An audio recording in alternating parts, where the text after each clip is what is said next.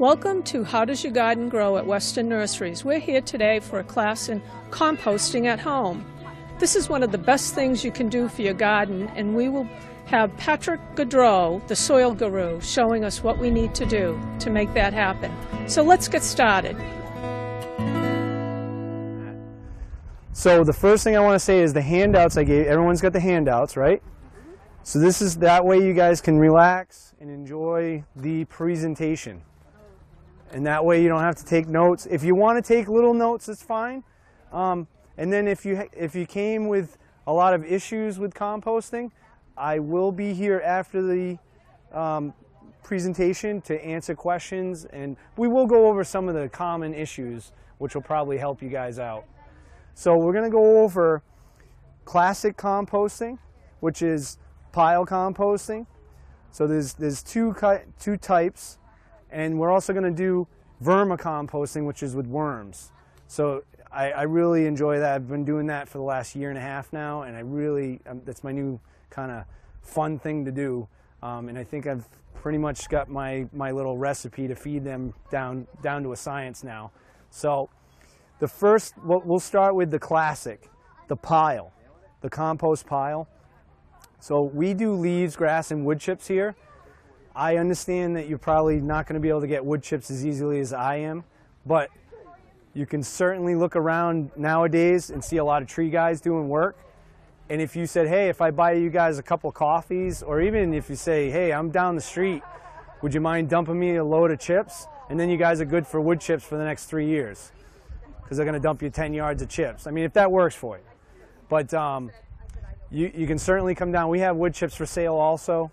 If you want to buy some wood chips from us, and there's other places that you can buy wood chips. You certainly don't have to. You can use leaves and grass and get a nice compost. I just like the wood chips because they give you more porosity, more airflow, because they're a little chunkier. And what I wanted to talk about texture in your piles. So you want a good homogenization, that's a nice word, between your materials. Now, I didn't have grass, so I'm going to use ground up leaves as a kind of a substitute. So here, this would be a rough texture. This would be your big stuff. And this is just wood chips. So I'm going to put those in the bucket, about half of that. Okay. And this is your medium texture. And this is basically a little bit of mulch that I grabbed that was laying around. And that's your medium texture. So I want a little bit more. I'm going to do the whole bucket of that. And then, and don't worry about these ratios, I'm just doing this as a for instance. This is your very fine texture stuff. This is my leaf mulch that I make here. And this is gonna round it out. And then what I do is we do this on a big scale with a loader, but we basically mix it around.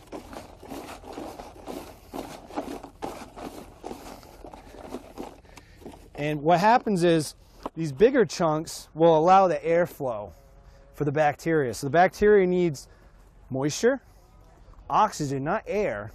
Air is different than oxygen. You know, oxygen is only 26% in the atmosphere. They need 5%. So what ends up happening is in the beginning when you do your mix, there's plenty of airflow. But if you're using leaves and grass, gravity, water, rain, it's going to push down on that pile and it's going to stop that airflow. And the classic sign of an airflow issue is it's going to be super wet inside your pile. So you want, when you grab your compost, when you're composting and you grab it and you squeeze it, you don't have to squeeze it really hard. If you have juice running down your arm, that's too wet. And when you open your hand, you want it to clump a little bit. This is perfect. This is actually perfect. It's got to feel like a wrung out sponge. Does anybody care about getting their hands dirty? Because I want you to feel it. This is the perfect moisture. This is 50 to 60% moisture. It's my expert opinion. So I'll actually give you that little patty there, and I'll pass. I just want everyone to feel it, because that's the whole thing about composting is you can't look at the pile and go, yep, it's working. You have to put your hands in it and squeeze it and feel it and smell it.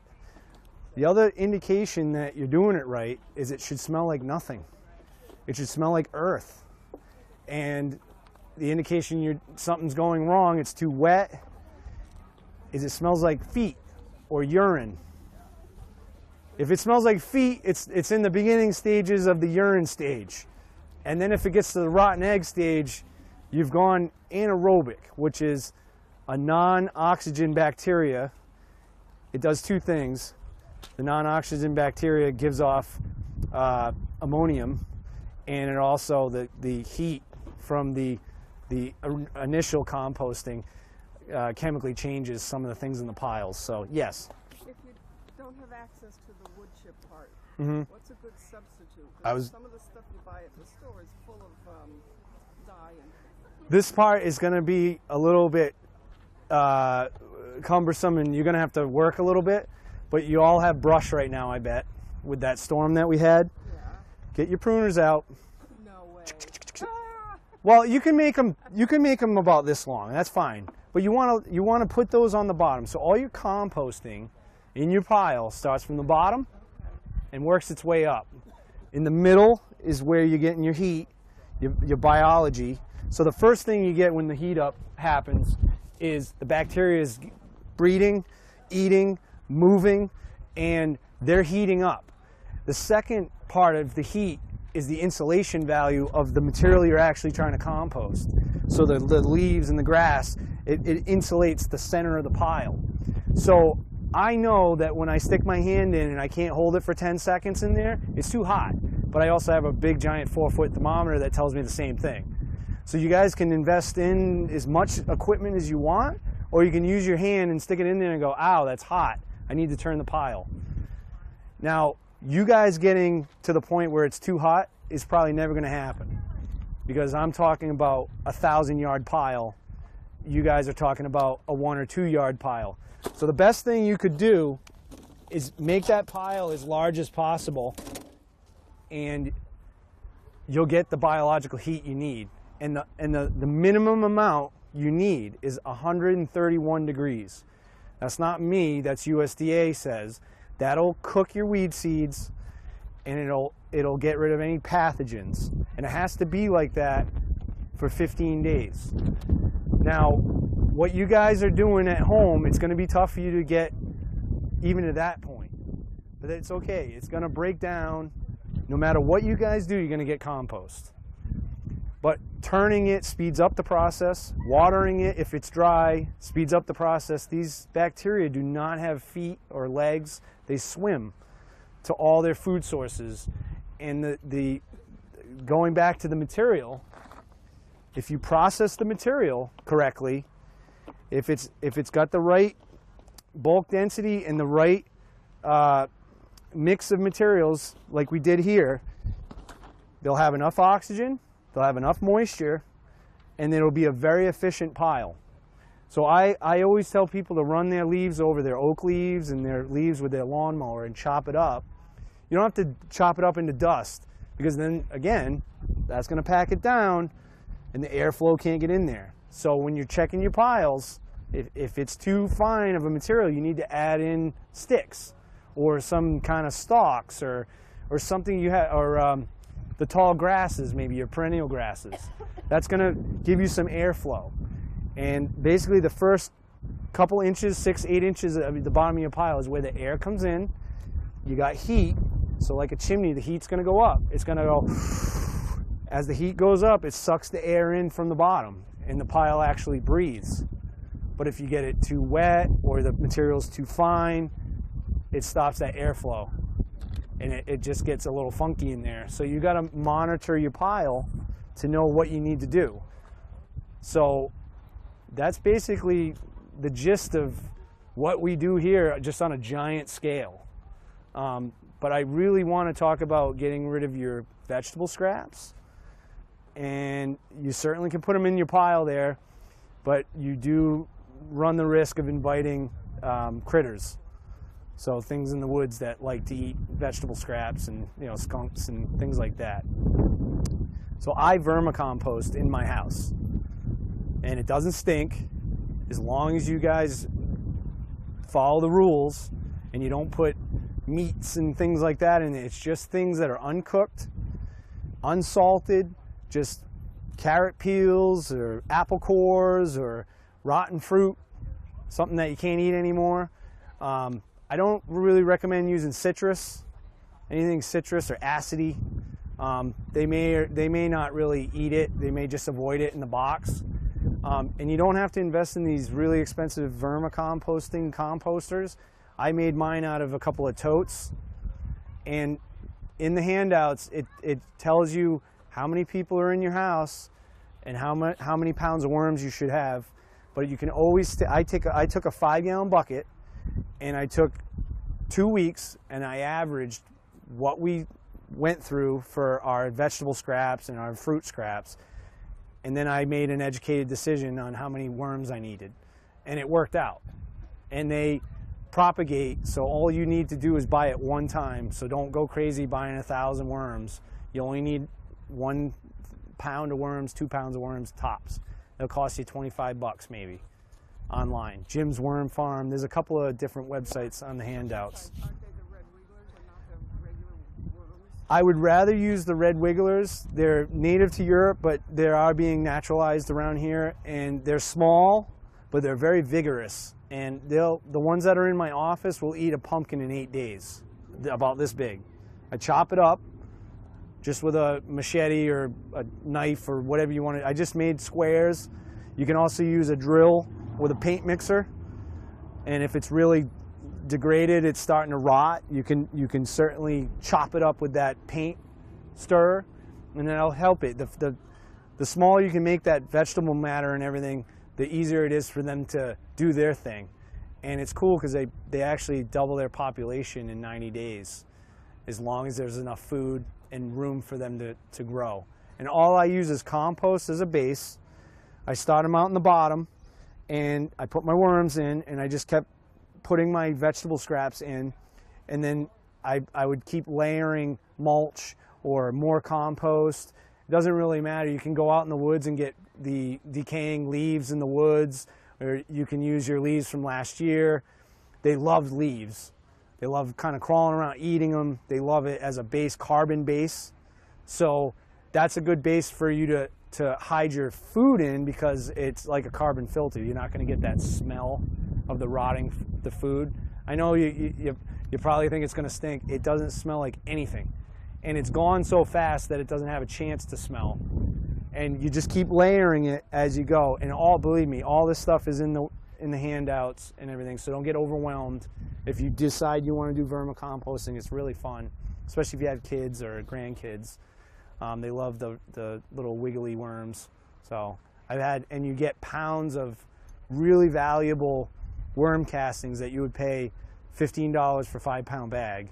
I mean, it's so expensive if you look online. So you're getting rid of something, and you're getting something very valuable that you could make a compost tea or an extract with, which would stretch out that small amount of material you're making, and it gives you a huge bang for your buck. So if you were, instead of watering with just straight water, your rainwater, you basically make a makeshift tea bag. I don't care if you guys buy a mesh bag at Stop and Shop, like a muslin bag or anything that's porous, even a pillowcase. That works just fine. You just fill it up with your worm compost, and you dunk it for a couple of days, and then you water your plants with it instead of just straight water. And I'll tell you what, you're going to get a much different effect. It's like liquid humus for the plants. It's like liquid fertilizer. It's amazing. You'll notice double the yield, or at least a third more vegetables. I mean, it's really that dramatic. So that's basically, in a nutshell, 2 different types of composting. One I prefer for vegetables, getting rid of your scraps. The other one is great for yard waste. And you guys can throw pretty much anything in those piles except for meats, dairy. Now, the professionals will tell you can online on YouTube. Yes, you can technically, but it's going to get the critters going, and you're going to get rats. You're going to get a lot of issues with vectors, things that you don't want, birds and things that are going to do damage to your structures, and they're going to eat holes and things, and you really don't want to do that to yourself. So unfortunately, that stuff you should really just get rid of, the bones, all that stuff. You really don't want to put that in your compost pile. If you were doing it professionally, that's one thing, but you guys want to keep it clean and you don't want to have these animal issues. You know, I don't want to deter anyone from composting, and that'll definitely deter you. Yes? Well, I want to put my scraps outside, not Yep. inside. And I have a square bin about yay high, and then a tumbler. Mm-hmm. Because I do have a lot of critters. Right. So they don't get in. Right. But it seems to take a long time. Okay. And I have one tool for the big composter that I can You turn it. pull up Yep. and turn it. But when I put the little wood scraps at the bottom, I want those to come up too. You said that's where air. Well, you're doing the aeration manually, so mechanically. You can mechanically aerate your piles. I'm trying to help it so you're not turning your piles constantly. But that's when we go back to monitoring the piles. You really got to monitor your piles. But what you're doing is mechanically aerating, so that's fine. But just make sure it's not too dry. So when you're done mixing, if you notice you're mixing and it just looks like dry leaves going like this, get your husband or your friend to water it as you go, as you're turning, to add that moisture in. Because every time you mechanically aerate, it dries it out. The other thing is, if you find it's really dry, these things are usually black, the turners and everything, and they tell you to put it out in the sun. And the problem with that is, if you're not monitoring, it dries out and it stops the composting process, and then you have to water it, and it starts all over again, and it's very frustrating. So if you're going to do it out in the sun, then you need to know every day, because it's such a small amount of material, you need to go in there, and before you turn it, you need to look and see how dry it is, kind of move it around, and to break down those veggie scraps and everything, it has to be wet. You know, fit like the wrung out sponge. That's why I wanted everyone to feel the material, because that's what you want it to feel like. Did you get to feel it? All right. So the 50 to 60% moisture is very important, because you're not going to get the fungus that you need. They're nature's like destroyers. They go in and hydraulically blow things up, and it's on a small scale. They go in and then they go and they expand, and it blows the leaf up or blows the wood chip up. So, and if you looked at a pile of wood chips and it's been sitting there for a year and you dig into it, it is full of mycelium fungus, and it looks like a spider web. And what it's doing is it's going inside that material and then expanding, and it goes poof, and it blows up. And that's why a lot of mulch guys like old chip, because it's already soft, and when you put it through the machine, it just disintegrates into powder, because the mycelium has already started to chew on this material. So you need fungus and you need bacteria to have a really nice composting process, and you want it efficient. So the whole point of you guys getting involved in the whole composting process is you're taking nature's natural ability to break things down and speeding it up, because you know it needs 50% moisture. You know it needs oxygen to feed those bacteria, and the fungus needs a little bit of air also.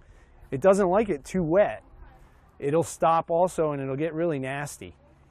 And by doing that, you're increasing the efficiency of that pile, and you're going to get compost that much faster. You could get compost within 6 months, all finished, and then I would cure it for a little more time, maybe 3 months, and then you have finished compost. So if you got into a cycle, What do you mean cure it? curing it is, okay, you're noticing the pile's not heating up anymore, and it looks really broken down. Okay. It looks like compost. It's not quite finished yet. The finishing process lets the fungus that's still present, the mycelium, break it down even further. And you're not getting that microbial activity anymore, which is, it's really not good to throw active compost on things. It's called volatile solids. It's like an acid. So there's a couple of ways you can tell if it's finished. It still stinks. It's not finished. I have finished compost to show you what I mean. So I brought some of our finished compost. This is 2.5 years old. All of our compost is about 2 to 2.5 years old. I'm going to pass the bag around. I'm not saying your stuff's going to look this good. This has been screened. So before it's screened, there is still some leaf matter and things like that, and you're going to have that also. But what you do is I built a little screener about this big out of a wooden box. All I did was take the bottom off, put a little 1/4-inch screen, 1/2-inch screen, however fine you want it. And I screen all the big stuff out, and I take all the big stuff, which we call overages or tailings, and I inoculate the next pile. So when you start a compost pile, if you take compost from your last batch and mix it in with your new batch, you're adding all that bacteria into that pile, so it doesn't have to wait for all that bacteria to move in and start propagating and starting to replicate. You're speeding up the process again. So the whole point of it is you're trying to do it as fast and as efficiently as possible, but you also want to give it time to fully break down, because then you get more compost when you go to screen. If you're in a hurry and you screen it, you're not going to get much. You're going to get very little from your piles. So once you get into the cycle, though, you won't notice that it's taking a long time, because you're going to have one pile going and one pile curing, and then, you know what I mean, you'll get into that cycle. So I always have compost every year, because I have 2 areas going. One's actively composting and one's curing.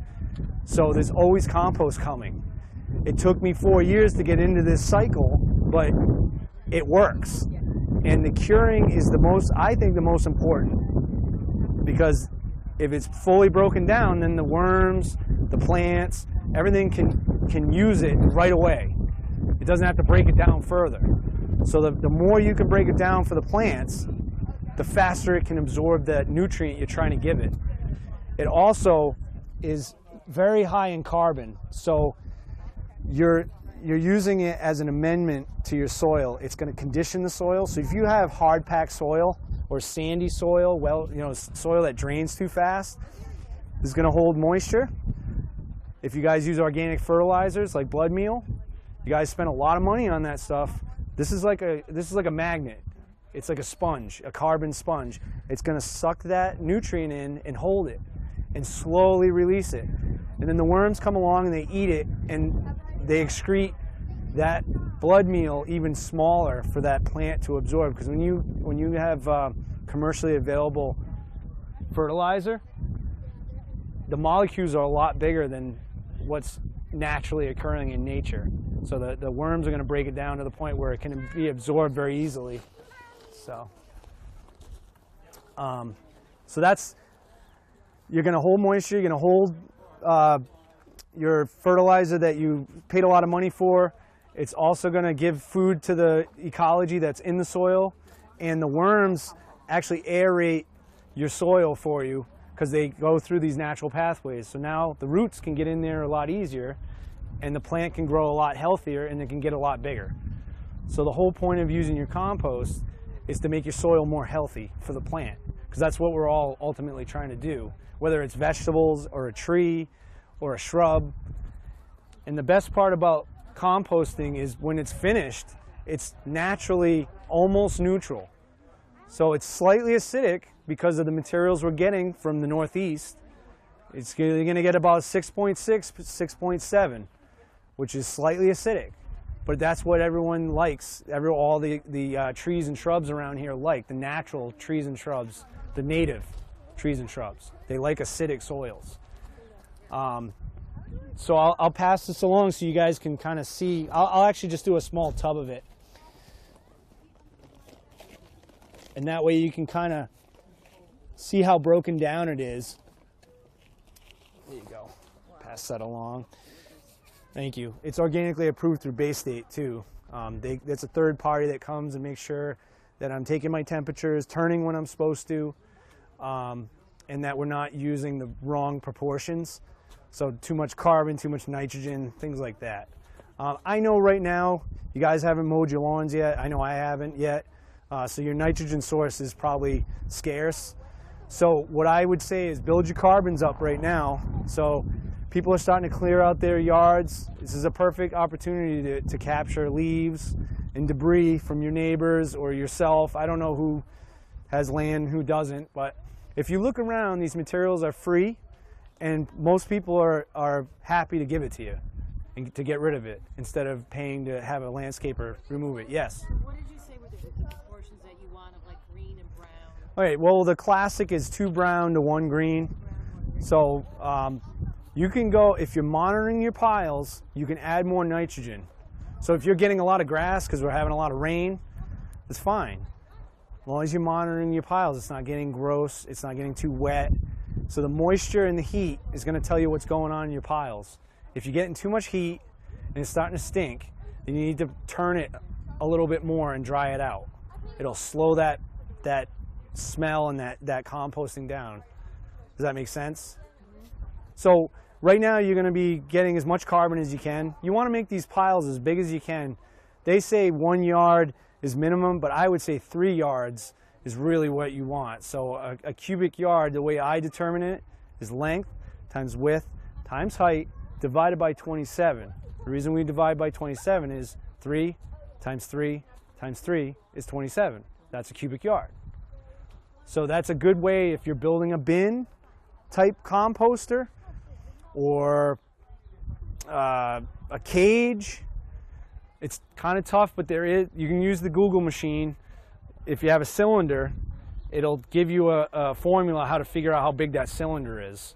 If you got a piece of fencing and you're making a cylinder composter, it'll tell you what you need to build it. There's so many other resources out there that you guys could utilize. I just caution everyone, YouTube has a lot of people saying things on there that I would not agree with, and then there's others that are really great. But I use the library. I go to the library and I take out books on composting, and I make sure I open the first cover, and there should be doctors of soil science in there, and they know what they're talking about because they went to school for it. And I trust that book. In the YouTube, I kind of take everything with a grain of salt. So just be careful. Do your research or whatever. If you're into kind of the fringe element of composting, you start doing the rock powders and the liming, and if you're doing that kind of stuff, I would say that you want to do that after the active composting phase, because what you do is if you add lime, like they tell you to add lime on YouTube, it makes it alkaline, and these guys like it acidic. The bacteria and the fungus, they like it more acidic, so you're going to slow that process down. Like I said, you guys are here to learn how to speed up that process. So we don't want to be adding that stuff to the active composting phase. The curing phase is fine. It'll actually balance out the pH. But also, you guys need a pH meter. I can't look at something and say, oh, that's 6.6. I have to actually make a slurry. So I take the material, I mix it with water, I take all the big chunks out, and then I stick this electrode in, and it does its magic, and the number shows up and tells me what the pH is. They're not expensive. You can actually get it done free at several places. I get it done free at the library before I had my pH meter. A garden club would help you out. I think even Weston Nurseries does a pH test here. Not sure on that, but I think they do, and it's free. So, there's as many gadgets as you want to get, or you can just do it naturally and look at it, smell it, touch it, and you'll be fine. There's no way you can ruin it, because we would be underneath a lot of material if Mother Nature didn't break things down. So no matter what you do, you're going to get compost. It's just how fast. So that's pretty much, yeah. Another question. Yes. I've already put down, I don't usually use ground clippings. Okay. I've already put down the fertilizer with the crabgrass control. I don't really think I want to put that in there, but is that okay? Does the what do you call it, bad things break down eventually, or?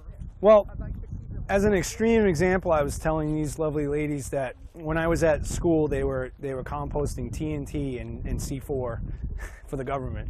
We wouldn't go near it, but when they test it, they couldn't find anything of those chemicals in the compost after 2 years. So I think what's happening is the excess moisture in the pile is leaching out any of those chemicals. Also, a lot of the herbicides have shelf life or half-lives, and they're designed that way so that we're not poisoning ourselves. I wouldn't certainly spray herbicide, then cut my grass and throw it in the compost. But if you give it a few weeks and let it do its thing, then cut your grass. I would say all that herbicide's now in the ground, where it's not going to be in your compost. And it's expensive. Herbicide is very expensive. Doing it the unnatural way is very expensive because you need more and more chemicals every year. They're not going to want to just cut that lawn right away. They want it to, the landscapers want it to do its thing, and then they'll come back and cut the lawn. So right, well, you know what I mean. I get grass clippings here. We vet our guys, but they use herbicides and they use things like that. But that's not, the word organic is a buzzword nowadays, and all it means is I'm using organic material to make our compost. And they know that I'm doing 1 year of active and 1 year of curing, and we test it for these things, and we're not finding these herbicides and things in there. So we know that we're doing a good job here. And I know that you guys aren't going to put things in your piles that are going to make you sick. If you don't eat newspaper, don't put it in there. I don't put newspaper in my compost piles. It's going to make it, in my opinion, stink. It has no structural value. When paper gets wet, it just becomes like a giant leaf. Even if you shred it, it all mats together, and it's gross. And I don't want ink. I don't know, toner, and you know, I know the newspaper ink is supposed to be, you know, it's supposed to be good, but I wouldn't eat it. So if you're not gonna, I don't eat leaves and grass, but you know what I mean. You don't want to put that stuff in there. You want to keep it as, you know, whatever you put in there, you want to feel good about. I don't feel good about newspaper. I know you guys want to recycle as much as possible, but recycle it in a different way. Put it in your recycling bin and let them recycle it. What about, for example, a toilet paper roll that has no ink on it? Yeah, just remember the glues have formaldehydes in it, so if you're going to use cardboard and things, that's another thing that'll stink, and it also, they use formaldehydes in their glue. So I don't like to use man-made products. We don't allow them to dump any man-made products here at Weston Nurseries. I don't take any kind of pallets. I don't take, if it's been through some kind of mechanical process, if it didn't grow off a tree, or we don't take it. And I think that's a safe way to think of it, and it's easy. If it didn't grow naturally, don't put it in your pile. I know everyone wants to nowadays be very earth conscious, but we already have ways of recycling these items. You don't need to stick them in your compost piles, is what I'm trying to tell you. Thanks, Patrick, for all that great composting information. I can't wait to get started. This is Deb Moore for How Does Your Garden Grow? Remember, we really appreciate you spending your precious time with us, and make your garden bloom.